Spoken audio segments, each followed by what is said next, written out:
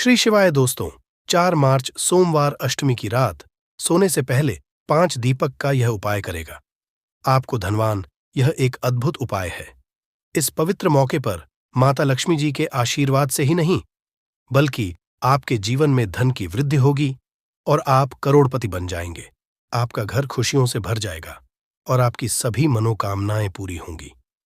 इस दिन आपकी पूजा और साधना क्रिया का विशेष है, क्योंकि शास्त्र लिखा है कि सोमवार अष्टमी के दिन माता लक्ष्मी जी धरती पर वास करती है और उनकी से ही भक्तों पर अद्भुत आशीर्वाद बरसता है। आप वेद पुराण के अनुसार एक दीपक को सोमवार अष्टमी की रात रखें और उस पुरातन उपाय को अपनाएं, तो शीघ्र ही आपको माता लक्ष्मी जी का आशीर्वाद हासिल होगा। इस छोटे से उपाय को करने के बाद आपके जीवन में धन की वर्षा होगी और आपके जीवन के सभी क्षेत्रों में सफलता मिलेगी। आपके जीवन में धन में वृद्धि होगी और आप सभी कार्यों में समृद्धि हासिल करेंगे। इस सोमवार अष्टमी के दिन उपाय से न केवल आपके जन्म जन्मांतर की गरीबी, परेशानी और कष्ट दूर होंगे, बल्कि आपके जीवन में नए रूप से समृद्धि और सफलता का सफर शुरू होगा। धन का आगमन होने से आपकी आर्थिक स्थिति मजबूत होगी और आप दिन रात कमाई करेंगे। इस उपाय के अलावा इस जरूरी दिन को ध्यान से बिताएं और माता लक्ष्मी पूजा अथवा ध्यान में रहें। सोमवार अष्टमी का यह विशेष दिन आपके जीवन में नए और समृद्धि की ओर पहुंचने का एक अद्वितीय अवसर है। धन और समृद्धि के साथ साथ इस दिन को आप आत्मा के साथ मेल करने और अपने आत्मविकास में समर्थ बनने का भी एक अद्वितीय अवसर मान सकते हैं। इस पवित्र दिन को सत्य, न्याय और दया के साथ गुजारने से आपका मानवीय और आध्यात्मिक विकास होगा। सोमवार अष्टमी के इस जरूरी अवसर को सही रूप से मनाकर आप न शीर्ष से केवल धनी बनेंगे, बल्कि आप मन संतुलित, खुशहाल और आत्मनिर्भर बनाएंगे। ये दिन आपके जीवन को सार्थकता और की ओर सकता है और नए सपनों की ऊंचाइयों तक आपका मार्ग प्रकाशित कर सकता है। सोमवार अष्टमी के इस शानदार मौके पर धरती पर भगवान विष्णु के एक अद्वितीय अवतार भगवान धन्वंतरि का उत्सव भी होता है। इस अवतार की पूजा करने से आपको रोग मुक्ति, आरोग्य और दीर्घायु कठिनाई का सामना की शक्ति मिलती है। इस वृत्तियों में सफलता हासिल करने के लिए भी सोमवार अष्टमी का जरूरी रोल होता है। यह आपको व्यापार और कर्म क्षेत्र में उन्नति की ओर प्रेरित कर सकता है और आप अपने स्थानीय समुदाय में भी सकारात्मक परिवर्तन ला सकते हैं। सोमवार अष्टमी के अद्वितीय माहौल में आप अपनी आत्मा को समर्थ, नीति, निष्ठ और साहस बना सकते हैं। ये समय है प्रधान और सुधारों के लिए और अपने समर्थन माध्यम से अपने प्राकृतिक गुणों को खोज सकते हैं। सारी शक्ति समृद्धि और आत्मविकास के साथ इस सोमवार अष्टमी को एक सांस्कृतिक, आध्यात्मिक और आर्थिक रूप से समृद्धि और सफलता का नया आरंभ बनाए। सोमवार अष्टमी पर कई दुर्लभ संयोग बन रहे हैं। ऐसे में इन 2 जगहों पर चुपचाप 2 दीपक जलाकर छोड़ दें। इससे मृत्युदंड, पितृदोष, महाकाल, सर्पदोष, नजर दोष, शनि राहु सब कुछ होगा। खत्म किस्मत 4 चांद। महालक्ष्मी दौड़ी चली आएंगी, कंगाल भी होंगे। धनी दोष। तो आज हम आपको बताएंगे दीपक जलाने के इतने ज्यादा फायदे आपको अपने जीवन में मिलते हैं और किस तरह आपको दीपक जलाना चाहिए, कौन सी दिशा में, जिससे आप बहुत ज्यादा तरक्की हासिल कर सकें और अपने जीवन में सभी बाधाओं को खत्म कर सकें। सबसे पहली बात तो आपको ध्यान में रखनी चाहिए कि अपने घर के मंदिर में रोजा आपको जलाना चाहिए। कभी भी ऐसा चाहिए कि आपने दीपक ना जलाया हो, क्योंकि घर के रोजाना दीपक जलाना बहुत ही जरूरी होता है। इसी से आपके घर से सभी नेगेटिव एनर्जी बाहर निकलती है। अगर आप कोई भी दीपक नहीं जलाते हैं घर के मंदिर में या फिर अपने घर में शाम के समय, तो इससे आपके घर का वातावरण बहुत ज्यादा नेगेटिव तो होता ही है, आपके घर की परेशानी भी बहुत ही ज्यादा बढ़ने लगती है। घर का जो होता है उसे बहुत ज्यादा करनी पड़ती है। इसकी वजह से डिप्रेशन और टेंशन में घर का मुखिया फूट जाता है। शाम का हिंदू धर्म में ज्यादा जरूरी समझा जाता है और जो लोग शाम के समय का बीबी का दीपक या फिर तेल का दीपक अपने घर में नहीं जलाते हैं, तो उनके घर में हमेशा ही मुसीबत बनी रहती है। मतलब कि एक मुसीबत से निकलते हैं तो दूसरी मुसीबत में उससे पहले ही फंस जाते हैं और हमेशा ही धन की समस्या, परेशानियां बढ़ती रहती हैं। उनके जो बच्चे वह भी उनके खिलाफ होने लगते हैं, उनका कहना बिल्कुल भी नहीं मानते हैं। इसी तरह घर का माहौल ही दुखपूर्ण होने लगता है। काफी लोग इन चीजों को मानते भी हैं, परंतु जानते हुए भी उपाय नहीं कर पाते हैं और भूल जाते हैं। उन्हें इन चीजों से होने वाले नुकसान के बारे में पता नहीं होता है।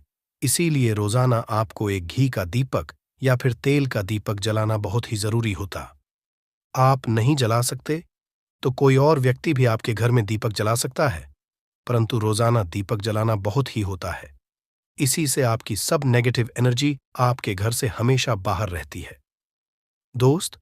और शाम का समय ऐसा होता है जिस समय नकारात्मक ऊर्जाएं बहुत ही ज्यादा प्रबल होती हैं और आपके घर में प्रवेश कर जाती है। ऐसे में अगर आप घर में या घर के मंदिर में दीपक नहीं जलाते हैं तो नेगेटिव एनर्जी बहुत ही ज्यादा परेशान करती है। आपके सब आम बिगाड़ने लगती है, सूरज डूब जाता है। उसी समय ये नेगेटिव बहुत ही ज्यादा प्रबल हो जाती है।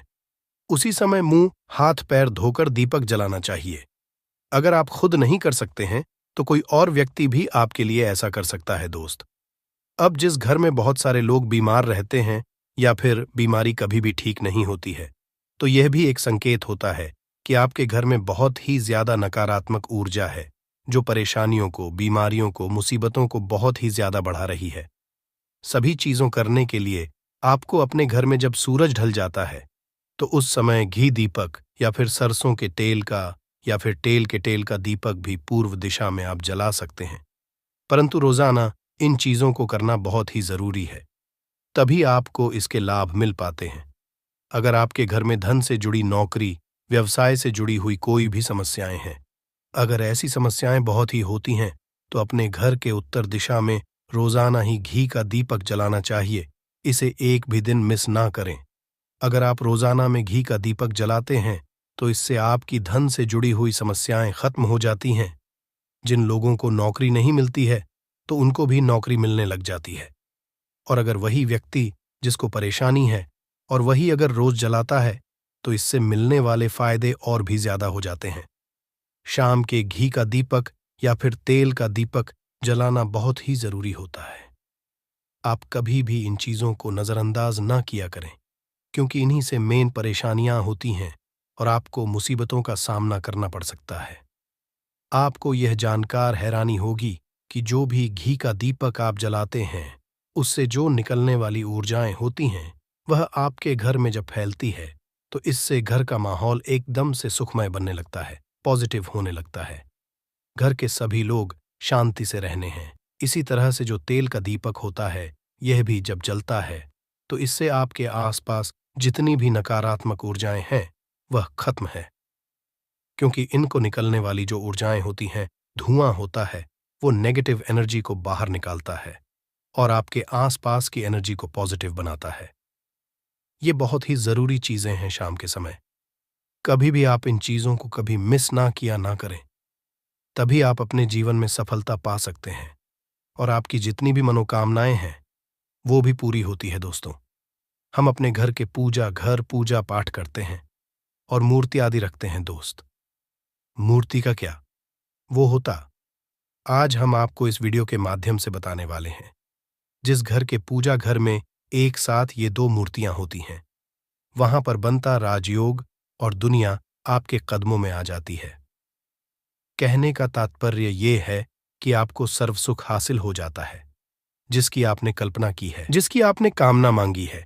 दोस्त, घर के पूजा घर में हम पूजा करते हैं, पूजा पाठ कर हैं और पूजा पाठ के माध्यम से कुछ चीजें देखने और मनाने आदि का प्रयत्न करते हैं ताकि हमें उस पूजा फल हासिल हो जाए और हम उसी अनुरूप घर के अंदर मूर्ति लगवा है ताकि हम उन देवी देवताओं का सुंदर मुख देख सके और उनका आशीर्वाद हासिल कर सके। परंतु दोस्तों, अगर हम अपने घर के पूजा घर में इन मूर्तियों के अन्य मूर्तियां वो भी रखते हैं तो तौर पर हमारी किस्मत बदल जाती है और देखते ही देखते हमारे जीवन की सारी कंगाली समाप्त होने लगती है। दोस्तों, बात करते हैं उन मूर्तियों के बारे में कि आखिर कौन सी दो मूर्तियां एक साथ में आपको रखनी चाहिए ताकि उसका सच्चा सर्वसुख आपको हासिल हो सके। सब पहले हम किसी मूर्ति की बात करें तो दोस्तों, अगर आप श्री कृष्ण के भक्त हैं और बाल गोपाल मूर्ति रखते हैं तब आपको भगवान कृष्णा के साथ माता रानी राधा जी की मूर्ति भी आपको जरूर रखनी चाहिए दोस्त। या कृष्णा की अगर आपके घर में तस्वीर है तो उसके साथ राधा जी की भी तस्वीर संयुक्त जोड़ के रूप में आपको लेकर आनी चाहिए। दोस्तों, यह प्रेम और एकता की एक ऐसी अनोखी मिसाल है कि जिस घर इन दोनों की तस्वीरें होती हैं तो समझ लीजिए उस घर के अंदर भी तरह का ग्रह क्लैश नहीं होता है। दोस्त और पति पत्नी परिवारजनों के बीच परस्पर प्रेम रहता है और घर में धन धान्य में अपने आप ही वृद्धि होती है। इसीलिए जरूरी समझा गया है। अगर आप भी इन मूर्तियों को रखते हैं तो निश्चित तौर पर आपके जीवन में अपने आप ही फायदा हासिल हो जाएगा। दोस्तों, कई लोग अपने घर में माता लक्ष्मी की पूजा करते हैं तो सोचते हैं कि भगवान विष्णु की भी पूजा करें या ना करें, या फिर उनकी मूर्ति साथ में रखें या ना रखें। तो हमेशा भगवान श्री विष्णु जी और लक्ष्मी की पूजा आपको एक साथ करनी चाहिए। दोस्त, देवाधिदेव महादेव भगवान विष्णु और भगवान ब्रह्मा जी तीनों देवताओं सर्वशक्तिमान देवता समझा गया है और त्रिदेव में भगवान विष्णु जी को पूजा जाता है।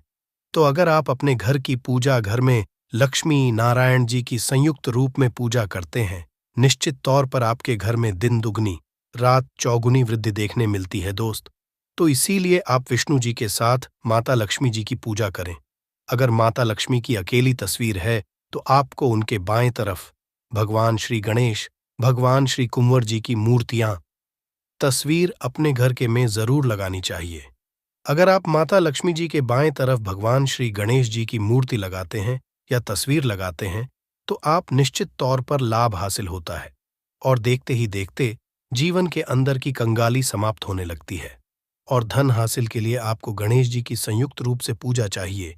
समझा जाता है माता लक्ष्मी धन देती है तो भगवान श्री वृद्ध सिद्धि का भंडार और वृद्धि का विकास करते हैं। इसी वजह पूजा बहुत जरूरी मानी गई है। दोस्त, तो कई लोग पूछते हैं कि अपने घर में हनुमान जी की तस्वीर या मूर्ति रखें या ना रखें, या उनकी पूजा करें या ना करें। दोस्तों, आपको निश्चित तौर पर हनुमान जी की अन्य देवी देवताओं के साथ में भी आप मूर्ति या तस्वीर रख सकते हैं। किसी की दो राय नहीं है कि आपके ऊपर हनुमान जी क्रोधित होंगे या नहीं होंगे। दोस्त, इसके अलावा आप प्रभु श्री रामा की तस्वीर भी अपने घर की रखते हैं तो आप हनुमान जी की तस्वीर रखें या ना रखें, हनुमान जी के निमित्त किसी भी तरह की पूजा या पाठ करना हो तो बहू श्री रामा से कहें। भगवान श्री रामा के प्रिय भक्त हनुमान जी हैं और निश्चित तौर पर आपको उतना ही आशीर्वाद हासिल होता है जितना कि आपको हनुमान जी की मूर्तियां का पूजन करने से होता है।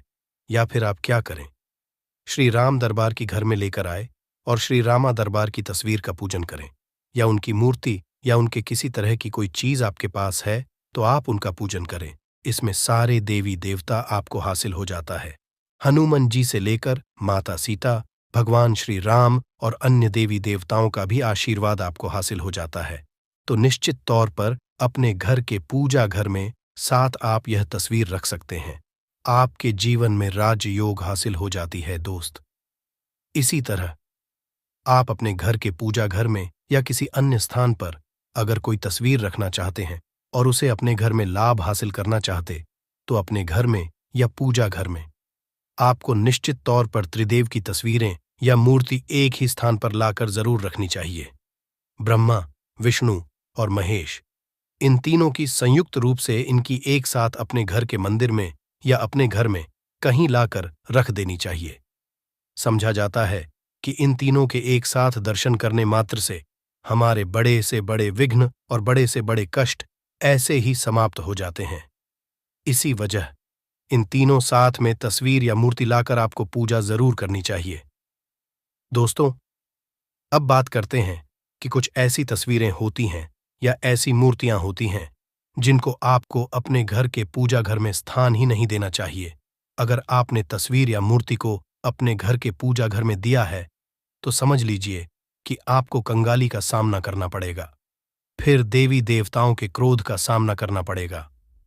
दोस्त, एक बात बता दें कि मैं कभी भी विषम संख्या में गणेश जी की मूर्तियां ना रखें, जैसे कि 1, 3 या 5 ऐसे रखना अशुभ समझा जाता है। 2 मूर्तियों को एक साथ रखना शुभ समझा गया है।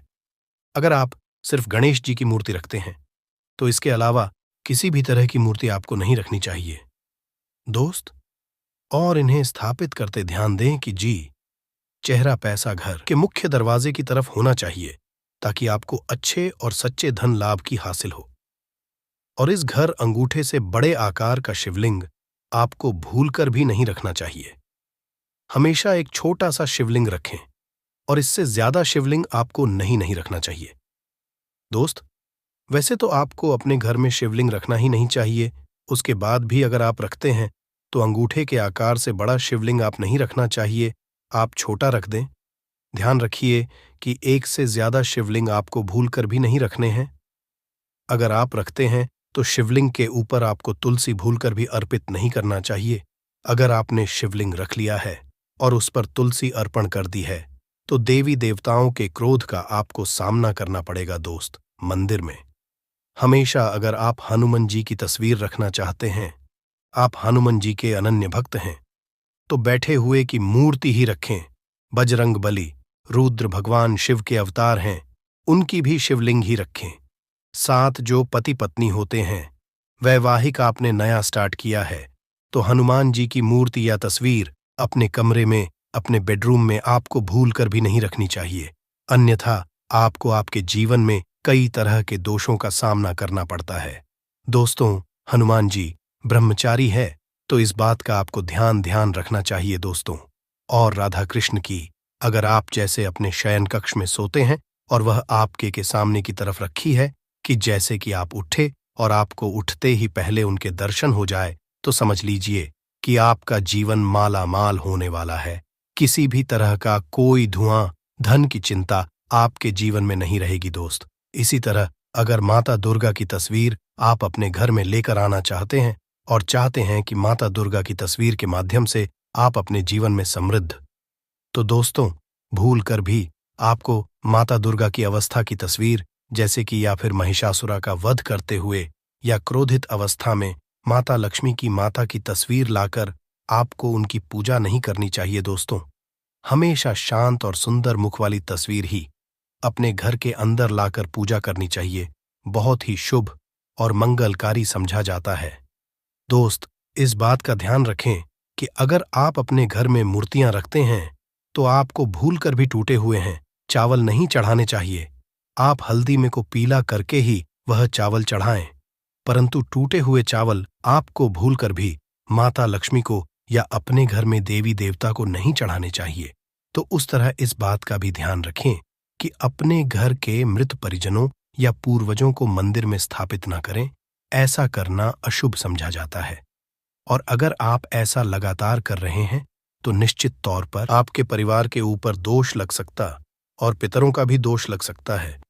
पूजा एक अलग की जाती है, घर के मंदिर में उनको स्थापित नहीं किया जाता है।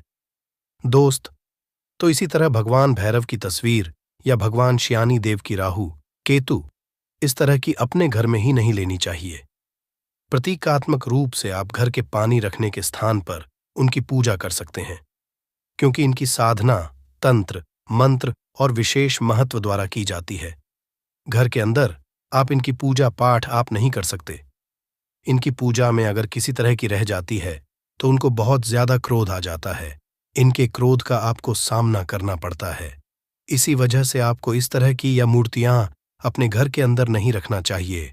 और जो पहले हमने आपको बताया उस तरह की तस्वीर तो निश्चित तौर पर आप रखकर अपने जीवन में फायदा हासिल कर सकते हैं। लोग अपने जीवन में धन प्राप्ति के लिए कई तरह के उपाय तो करते हैं, लेकिन फिर भी उनको धन की प्राप्ति नहीं होती।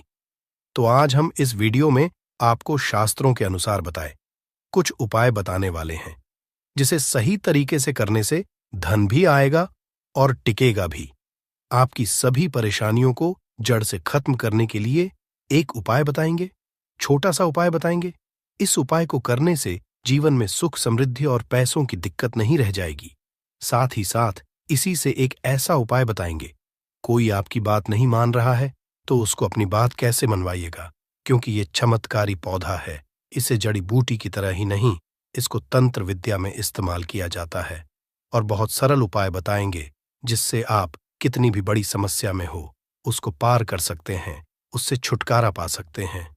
इसके लिए बस तीनों उपाय आपको थोड़ी ही देर में बताने वाले हैं। बस आप वीडियो में अंत तक बने रहिए। इसके साथ साथ आपको सुख समृद्धि के लिए उपाय बताएंगे कि आपको धन वैभव कैसे मिलेगा। इन तीनों का उपाय थोड़ा थोड़ा अंतर होगा करने में, परंतु इस उपाय को कर लेंगे तो आपके जीवन में पैसे रुपए की दिक्कत नहीं रहेगी। आप ये कह सकते हैं कि पैसे को ये चुंबक की तरह खींचता है। जी हाँ, सही सुना आपने। क्यों? क्योंकि इस पौधे पर माता लक्ष्मी का वास होता है, भगवान विष्णु का वास होता है, साथ ही साथ भगवान शिव और शनिदेव का वास समझा जाता है इस पौधे पर। और हनुमान जी तो साक्षात कलयुग के देवता हैं। और सबसे बड़ी बात इसकी जड़ में समझा जाता है कि मां गंगा बसते हैं। जी हाँ, इसीलिए इसके जड़ के तो इतने सारे फायदे हैं जिसका आप अनुमान तक नहीं लगा सकते। अगर किसी को संतान नहीं हो रहा है, दांपत्य जीवन में प्रॉब्लम आ रही है, आप बस इसकी जड़ को लीजिए और सुखा लीजिए और उसको जला दीजिए और इसकी राख को घी में मिलाकर के सेवन कराइए। महीने भर देखिए, उसको बच्चा होने के चांसेस जो है बढ़ जाएंगे, उनको जल्दी ही बच्चा हो जाता है। ये बहुत ही कमाल के औषधि के रूप में भी काम आता है। जी हाँ, जो आप देख रहे हैं स्क्रीन पे, इसे कहते हैं चिड़चिटा, या फिर बहुत लोग इसे अपामार्ग कहते हैं। आयुर्वेद में इस हमारे आयुर्वेदिक बुकों को जब आप पढ़ेंगे तो बहुत ही कमाल के इसके फायदे बताए गए हैं, क्योंकि ये पौधा है ही इतना गुणकारी। अगर आपको खाना डाइजेस्ट नहीं होता है, उसमें मदद करता है। बवासीर की बीमारी है, आप इसके पत्तियों को और जड़ को बस ले लीजिए और पीस करके उसका रस पीजिए।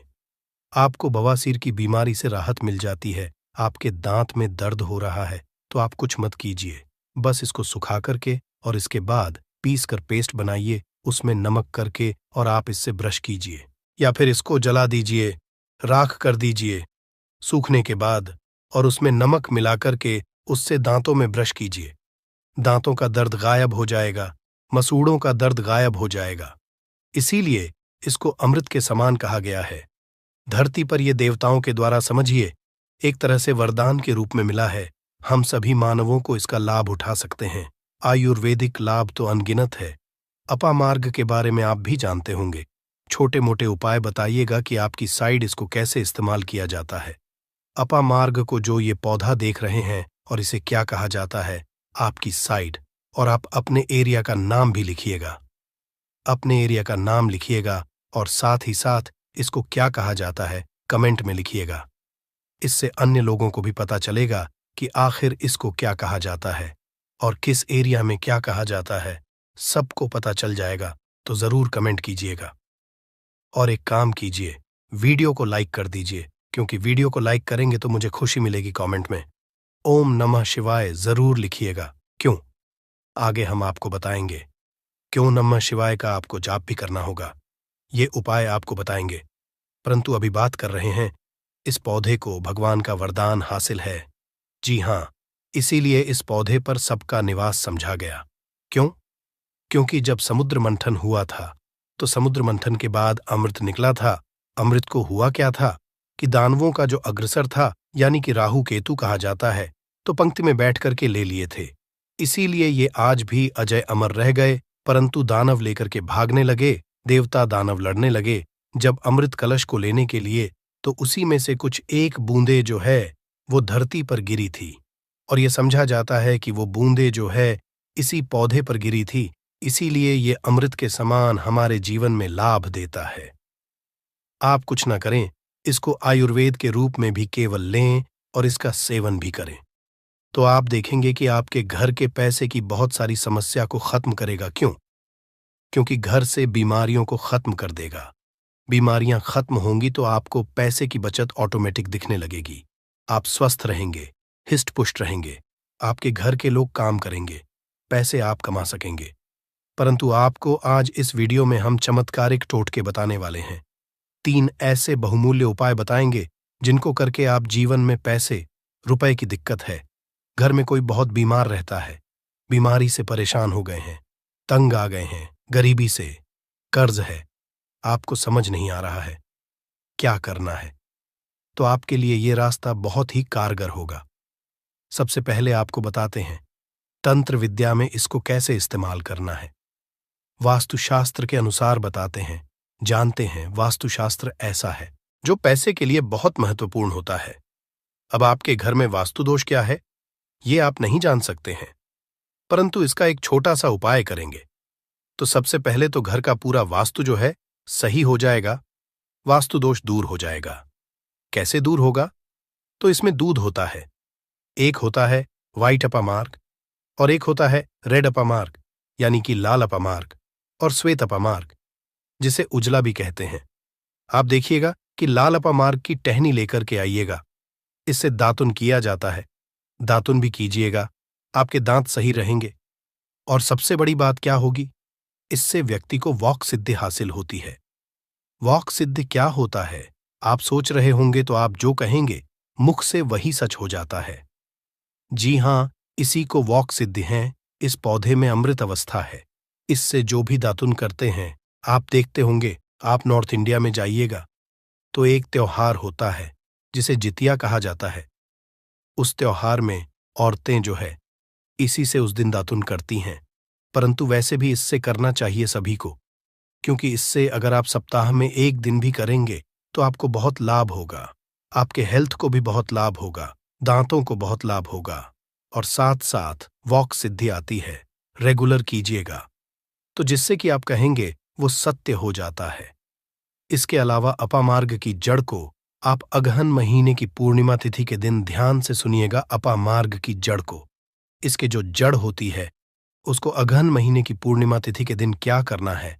सुबह सुबह में विधिपूर्वक आपको पंचोपचार पूजन करना है, यानी इसका पूजन करना है और इसे मंत्रों से अभिमंत्रित करना है और हाथ में इसको बांध लेना है। इससे क्या होगा? आपके जीवन में भी बड़ी से बड़ी समस्या है वो जड़ से खत्म हो जाएगी। मंत्र क्या बोलना है आपको? इसको अभिमंत्रित क्या करना है?